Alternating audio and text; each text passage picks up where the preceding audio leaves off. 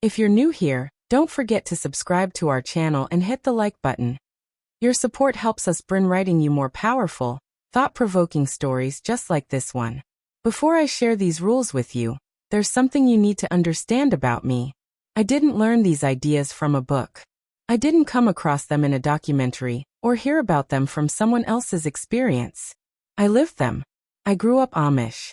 These weren't abstract principles or interesting cultural observations to me. They were the framework of my everyday life.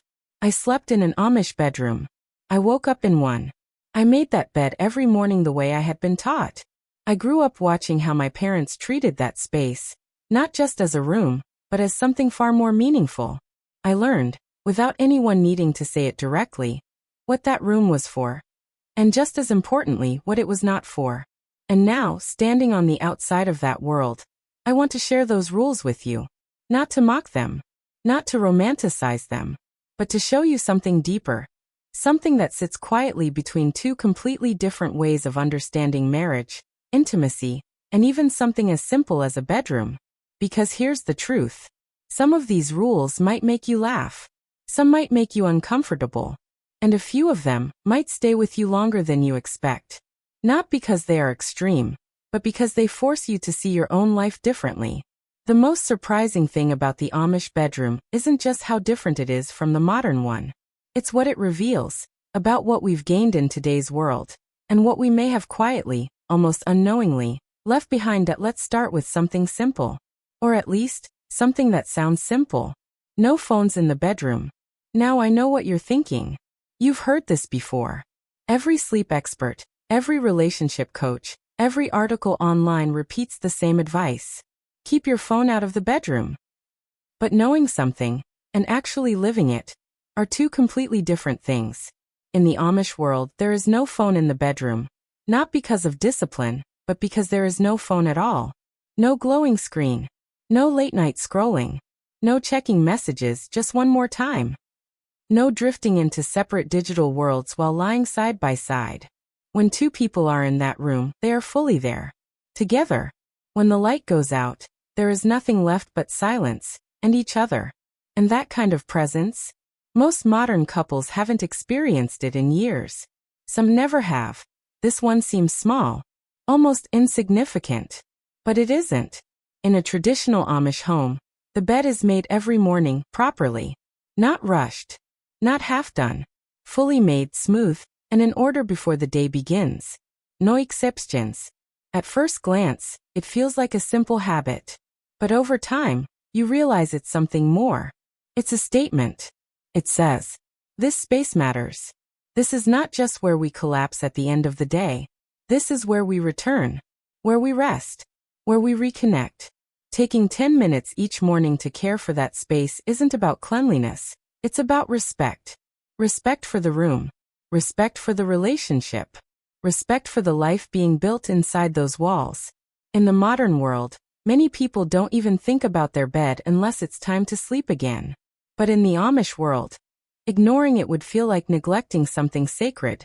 This is where things start to feel almost impossible for most people today.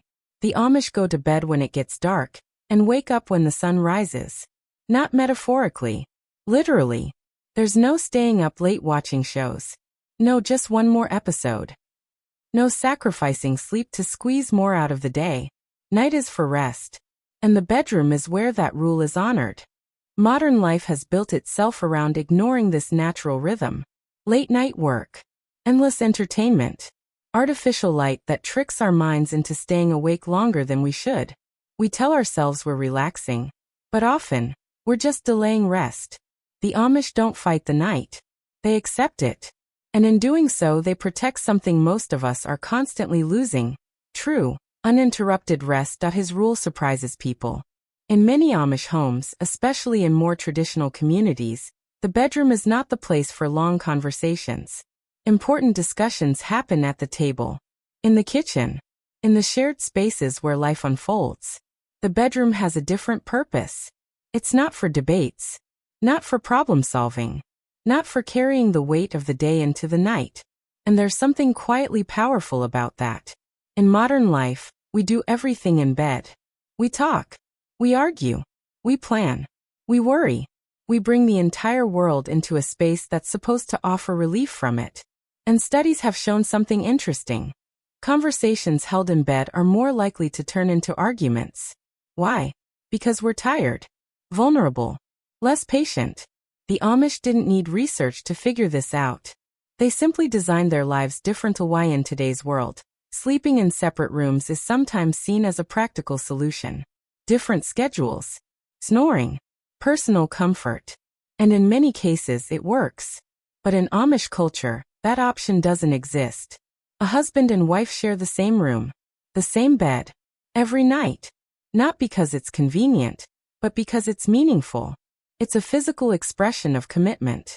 A reminder that no matter what the day brought, you return to the same place. Together. To them, separate rooms aren't just a practical choice.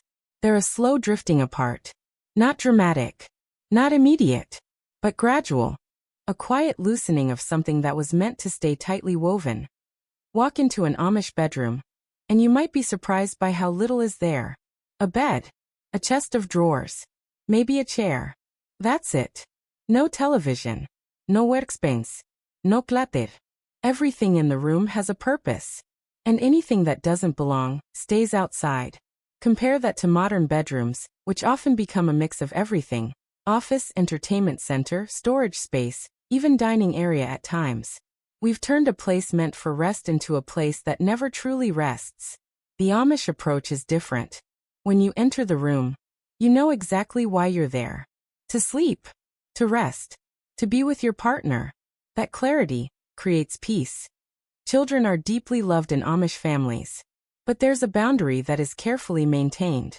After infancy, children do not sleep in the parents' bedroom. That space belongs to the marriage. It's not about distance. It's about balance. Because a relationship that never has space eventually has no space left at all. Modern parenting often blurs this line. Children drift into beds. Nights become shared. Boundaries soften. And while it can feel comforting in the moment, it can slowly reshape the relationship at the center of the family. The Amish protect that center, not out of coldness, but out of understanding. Sunday in an Amish household is not just another day off. It is completely different. Work stops. Chores pause. Life slows down. And the bedroom becomes a place of real rest. Not the kind of rest where you're still checking your phone, running errands, or catching up on everything you missed. But true stillness. The kind most people rarely experience anymore. In the modern world, even our rest is busy. But the Amish treat rest as something sacred. Something intentional. Something that deserves its own space. Every night ends the same way. With prayer. Not rushed. Not routine. Real. A husband and wife, side by side, kneeling at their bed. Letting go of the day. Acknowledging what they cannot control. Entering the night together. With humility. Whether you believe in prayer or not. There's something powerful about that moment. It's a daily reset. A shared pause. A reminder that you are not alone. Not in your struggles. Not in your worries. Not in your life. And over time, that moment builds something deeper than words can explain. This final rule isn't spoken out loud. It doesn't need to be. Because it's understood. The bedroom is not about individual comfort. Not about personal preferences. Not about what I want. It's about the marriage. Everything in that space exists to support the life being built together. And that idea is completely different from how most people see relationships today. Modern relationships often focus on individual happiness, on fulfillment, personal needs, and independence. And there's value in that. But it creates a different kind of space. A space where two individuals share a room, rather than building one together. I've been out of the Amish community for years now. My bedroom looks different. There's a phone by my bed. A lamp I can turn on whenever I want. Comforts I didn't grow up with. And I don't follow all of these rules. But I think about them. Often. I think about the quiet consistency of my parents' room. The simplicity. The rhythm. The way two people, over decades, built something steady, something lasting, through small, repeated habits. That's what these rules were really about. Not restriction. Not control. But construction. building something that could hold, something that wouldn't fall apart under pressure. And the truth is, the modern bedroom is building something too. We're just not always sure what that something is. And maybe that's the real question. Not which way is right, but what kind of life, what kind of relationship your bedroom is quietly shaping every